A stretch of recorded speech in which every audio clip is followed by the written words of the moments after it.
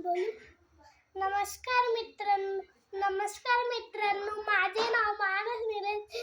मी आज तुम्हाला छत्रपती शिवाजी महाराजांविषयी 2 शब्द सांगणार आहे. ते तुम्ही शांत चित्ताने ऐकावे ही माझी नम्र विनंती. छत्रपती शिवाजी महाराजांचा जन्म शिवनेरी किल्ल्यावर झाला. ते छत्रपती शिवाजी महाराज होते.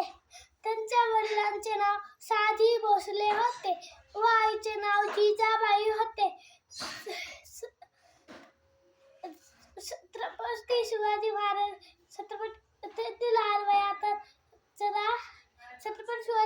लहान वयात हाती तलवार घेतली.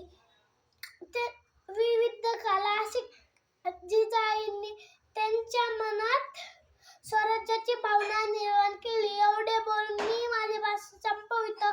जय हिंद, जय